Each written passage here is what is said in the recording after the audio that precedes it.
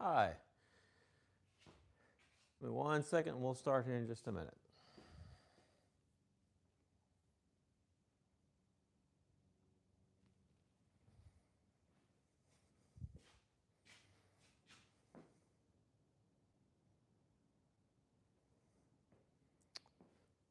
Let's see.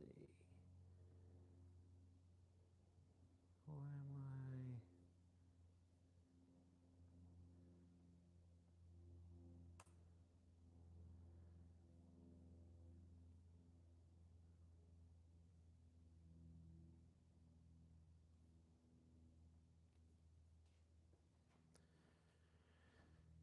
I? All right. Hi, guys. My name's Doug. Welcome to my shop. I know I did a live event yesterday and kind of did a little bit of a shop tour, but I watched it after the fact, and the rain was hitting the metal roof so hard it was just completely drowning me out. So I decided to do it again today to get a little bit better, hopefully a better result. Um, Thanks to anybody that watched yesterday. Hopefully today it'll be a little bit more successful. So this is my shop.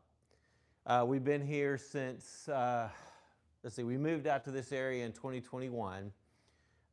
There was no shop garage or anything, so we had this built. The shop itself is an enclosed 30-foot by 20-foot metal building, and then I've got an additional 30-foot by 20-foot garage out in front of this where we park the tractor and the car and keep the lawnmower and things like that. But this is the shop area, so I just want to give you a little tour. I'll talk about some of the tools that I've gotten here. Um, and we'll start right here. So this miter saw, man, I bought it back in 2001. My wife and I, we just gotten married, moved into our first house, started having kids, and we were starting to put up crown molding in our new house. We were building a deck. We were doing a lot of work outside, and the miter saw just made sense. I mean, prior to that, we had hand saws. We had an old circular saw, I believe it was Skill or Black & Decker brand from my grandpa. But, trying to cut compound miters on on crown molding was just really difficult. So I was able to get a compound miter saw, which at the time was a really big deal. I know nowadays you would want a sliding saw. I'm not even sure if they made those back then. But I remember this was kind of ironic. I'd been watching the price for a while. It was between this and a 12-inch DeWalt. Home Depot happened to put this one on sale. I think it was $250 normally. They put it on sale for like $225, including a stand. And I think I signed up for a Home Depot card so I can get an additional 10% off. So I probably got it for right about 200 bucks. And it's been a workhorse. I've replaced the stand with a mobile stand. We use this all the time when when our daughter was in high school band and we were building props. We'd have band dad build day, and I'd usually bring my saw, maybe a table saw, and a few other tools to help get everything going. But being able to fold this up, push it in the back of the truck and set it up wherever we need it, or even taking it out here, taking it outside to the barbecue shack or to the greenhouse when we're working on it, really comes in handy. Of course, I've taken it out working on fencing and everything else too. It's got some problems. It's a little older. Like I say, it's getting close to 25 years old. I don't know if you can see this very well, but the handle itself is just gummy. I thought it was nasty, so I started trying to wipe it off, and you see I ended up wiping the rubber off. It just is so, I don't know, deteriorated, I guess is the right word. But I'm thinking I can just scrape all that rubbery stuff off and get down to the hard plastic knob there and, dip it in some kind of rubber compound to give it a good rubbery feel. I was gonna just buy one, but it shows as a old part on Rigid site. They don't even sell them anymore. So I couldn't find one. I could find the part number, but I wasn't able to locate the part anywhere. So I'll just have to make one myself. But, the saw still works. But if you ever see any of my videos, you probably noticed sometimes that, when I let go of the handle, the blade still spins. It doesn't break. Sometimes the handle kind of sticks. So it's probably something I'd like to replace, at some point in the future. possibly a Bosch or Makita sliding saw, maybe a DeWalt, but probably a Bosch. I seem to like the look of those really good. I know there've been a few. I don't know if they were price mistakes or just clearance deals at Lowe's or Home Depot the last few years, and they were, having the Bosch saw is relatively inexpensive. I think they're like $250 or $300, and I missed all those, but I would have loved to gotten one. Maybe in the next few years, if they have another sale like that, I'll be able to grab one. The next major tool I got for my shop, it wasn't this actual table saw. I had a Craftsman 10-inch, or was it 8-inch? I don't remember now, but it was an old contractor saw, and it worked okay. The T-track was weird. The slot right here, you had to have specific track. You either had to make your own, and I really could never find any to buy, so I just typically made my own out of maple or something, and it worked, but it was a pain in the butt to have to do that every time. So, it just got to the point that was a pain, and I trued up the blade, and, honestly, even after truing it up, it seemed like every time I would try to cut something, it wasn't true again to the fence, so I'd have to take time and try to true it up. The only good thing is with that saw, I had a really nice dado set that I would put on there. I think it was Wells Lamont, a dado set, and it worked really good. That was the best thing, and I almost wish I would have kept that saw just to run dados with. I've never bought a dado stack for the new saw since I got this, but I sold that Craftsman saw for, I think I sold it for 99 bucks, back in 2016, which is pretty funny because I'm pretty sure I paid 99 bucks for it, many years before on an after Christmas sale at Sears. But anyway, I got to the point, I was tired of some of the constraints on that saw. This saw, I really loved it. Everything seemed to work. The best thing I loved about it, of course, the flesh detecting technology. I just wanted to make sure I didn't lose a finger or something. But, again, just like I mentioned with this saw, having the folding stand was ideal. I could fold it, pull it out in the truck, and take it with me. If we were working on builds for the band, or, when my wife was a kids pastor, we could take stuff to church and build stuff at church instead of having to build it at home and take it up there. So it was always nice to be able to take this with me. But I've had this since about 2016, and it's been a great saw.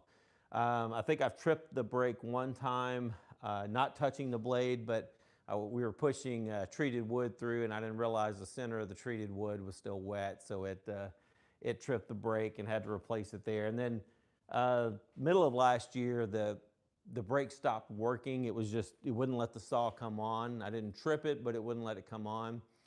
So I went and bought a new one, and everything was fine, but I sent the old one back to SawStop, and they said there was an issue with the brake, so they sent me a new one free of charge, which was really, really nice. I've had really good luck. Anytime I've had a question or any concern about the saw, they've been really good to answer it, and I definitely can't say enough about their support. And if and when I go to get a bigger saw, something a little more permanent and not needing to fold and take with me, I would definitely look for a SawStop again.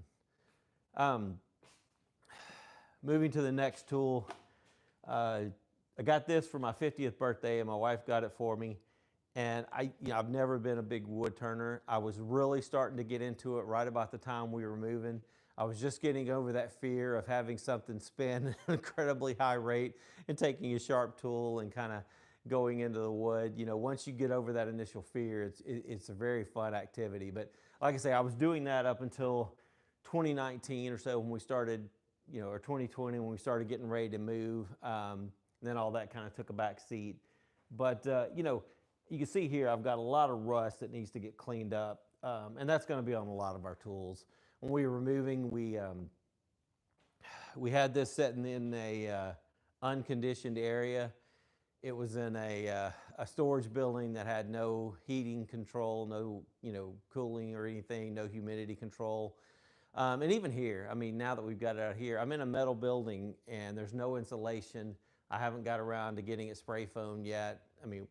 We're in North Texas. It can be 30 degrees in the morning and 80 degrees in the afternoon, and those kind of big shifts can create some big humidity. So, it's always relatively humid in here. I'd love to get the building completely spray foamed. get the walls done pretty nice, and then have, dehumidifier that runs in here and keeps it at the right humidity so I'm not fighting rust. But, again, once that happens, I've got a lot of stuff that needs to be cleaned. And I really want to get back into wood turning a bit.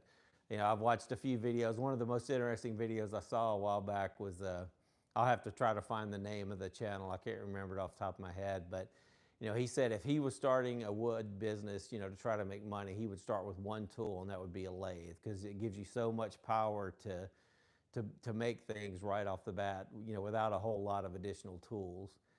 Not sure if I agree, but I definitely agree it's something I'd like to get into.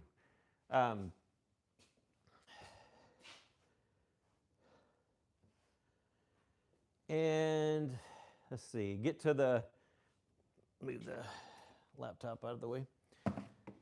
Got the router table. So this router table is from, I believe I got it at Grizzly, if I remember right. And it wasn't crazy expensive. And it really works good, just for what it is, just a basic router table. I've got two routers. I've got a Ryobi that's under there that I hardly ever use anymore. I never really liked it from the day I got it. It just didn't seem to work. I had a few times that it just wasn't holding onto the bit and kind of let go. And I've never had that with this router. And in fact, this router is actually the opposite. It's a fight to get the bit out every time. And I actually had a bit of an issue. I'm probably going to do another video just specifically about this router. It's in the plunge collar right now, and I can't get it out. I'm going to have to cut the plunge collar off, I believe. And that plunge collar's always been a pain with that rigid router. It never wants to plunge very good. It's just always been kind of a pain. It's a very good router in the, when I put it in the right collar and stick it in the table. So that's probably where that router is going to stay, is being part of the table itself. And then I'll just get another router for the, for doing plunge work and hand work, like a small DeWalt or Bosch or something. It's kind of what I'm thinking.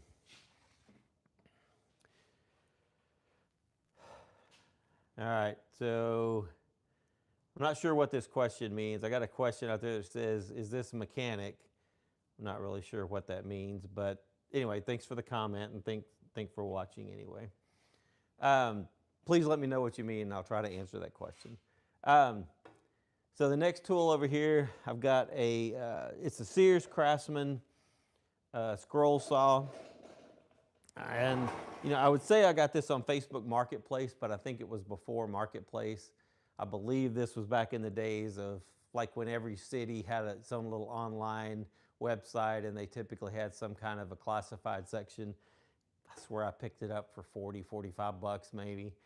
And again, I've done a few scroll saw things, not a whole lot. I've really used it for cutting smaller pieces, things that are too small to try to cut with a table saw or with the miter saw, to get a little bit better precision. It's worked great for that. I don't have a bandsaw, so it's kind of my replacement for a bandsaw, I guess, at least when I'm dealing with smaller pieces. All right, let's transition to the French cleat wall here. Turn on my chargers, have some blinky lights. So I had a French cleat wall in our old house in a two-car garage where everything was set up. A few of these holders come from that location, actually. Excuse me. For sure, most of the old drill and driver and sander and things like that. Now, I've made a few additional ones. I made a new one for the scroll saw, the jigsaw. I believe this one from the reciprocating saw is still the old one from our old house that held my Makita reciprocating saw. But I've got so many more.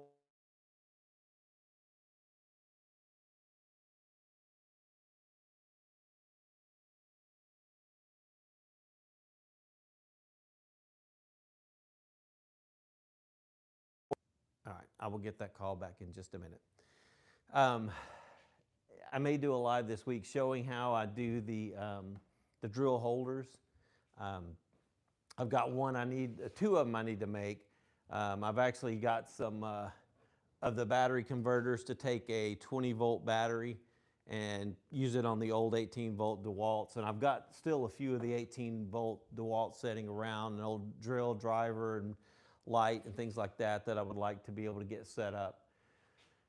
So anyway, I may do a live this week, just kind of walking through that process a little bit. Pretty simple to make, but I've got quite a bit of room left. And again, I've got the pegboard up here too.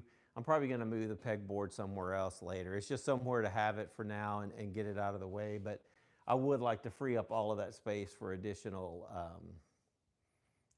French cleat, holders, but still need to make some. Of course, you can see the side-by-side back here. It takes up the biggest amount of space in the garage, but it keeps it from out of harm's way, I guess. I don't have to worry about it possibly getting stolen or anything. But of course, I can always raise the door and take it outside if I need to, if I need that space. I've got a lot of scrap wood on the other side of it there that I need to be able to get to. Got a jointer here that was given to me a few years ago. I believe one of my friends, it was given to him. And so anyway, I've used that quite a bit. Well, I haven't used it quite a bit. I've used it for storing stuff that I don't have anywhere to put. But I do want to use it. I know the blades themselves need to be replaced. They're just in horrible shape. I really need to clean it up. About all I've done with it, honestly, is power it on and make sure the motor works, which it did work great. It's still kind of iffy on how much I want to use it. Kind of makes me nervous a little bit. But anyway, my goal is to get it cleaned up and have it usable at some point anyway. All right. Of course, this old air compressor. Oh goodness. That, like I said, when I mentioned early 2000s, probably about 2000, 2001, we were putting up crown molding, and I believe my dad bought me a set that had the old Husky compressor in it that I still use to this day. It leaks, it doesn't hold air very well, but it still works. And I think the set had a small brad nailer in it too. The brad nailer broke pretty quick, but the compressor's actually done pretty well. I mean, it's got to be 25 years old. Anyway, it probably needs to be replaced, but I'm going to keep running it as long as I can.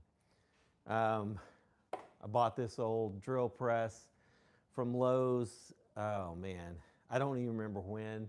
I've been looking at them for a while. I was looking at a Delta and a few other ones, and I happened to be at Lowe's one day, and they had this one. It's GMC, Global Machinery Company, and I think it was 35, 40 bucks, not very much. They were clearing out that brand, like they were not going to sell them anymore, and that's about the only tool I wanted, and it's worked good. So it's really the main tool that I've actually injured myself with. I was holding a small block of wood and had a spade bit on, and I went to, the minute the spade bit hit the wood, it spun and busted my thumb wide open, and I've still got a little bit of a scar there it's probably 25 years later, or at least 20 years later. But anyway,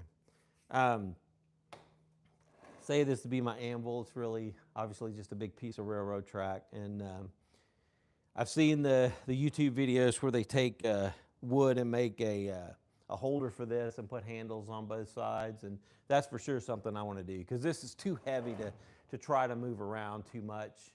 I try here and there, and it just wears me out. So it's a little longer even than the pieces that I've seen, on YouTube where they made the holders. But my goal is to get something made so I can grab it and take it outside. I don't use it that often, but when I do need something solid to put something on and kind of hammer it really well, then having something stable there is really nice. So this old bench grinder came from my dad's house. I think I gave it to him for Christmas or his birthday one year, but he only used it, I believe, for sharpening lawnmower blades, and honestly, that's probably all I'm going to ever use it for. But at the same time, it does work pretty good. And most of the time, to be honest, I'll take it outside when I'm using it, because I don't want to, have sparks flying all over the place in here. But that's why it's not even nailed down or screwed down. But it does work. It's a pretty good piece to be that old. And this old Craftsman vise, I grew up with this vise. We had this at our house at my dad's house as long as I can remember. Um, I think I still remember when he got it and brought it home from Sears, and he attached it to a table that was outside of our house at a little shop area, and I mean, it worked great. It was just a big rust bucket when I brought it home a few years ago after he passed away, and I had taken everything apart, repainted it, cleaned it up. All this was polished, didn't look good. Of course, now it's all rusty again. I need to start over. As I mentioned, once I kind of get the humidity under control in here, I need to start over and get everything cleaned up again. Um, Last thing to talk about here is just the Kreg jig, and I use the Kreg jig for just about any type of joinery, whether it's indoor or outdoor. I've got a set of outdoor screws, and I'm constantly joining. If you saw anything with the barbecue shack we built a while back, we joined a lot of the frame pieces together with the Kreg jig and with outdoor screws to help hold it together. I need to build a new stand for it. The one I built here, I had probably about the first, when we first got the Kreg jig, and it's just a little bit small for what I need. It doesn't hold all the screws anymore. I've got a bigger selection of screws than I anticipated, so I need to make more space for that. Well, hey, that's really getting to the end of it here. Check and see. All right, no more questions or anything. So, I appreciate you guys watching more than you'll ever know. I'd love to have you give me some comments, give me some feedback. Hopefully the audio is better this time. We had no rain. It's pretty windy outside, but hopefully that got drowned out pretty well. But anyway, I appreciate everybody that took time to watch. I'd love to hear your comments or questions. Thank you guys. You'll have a great day.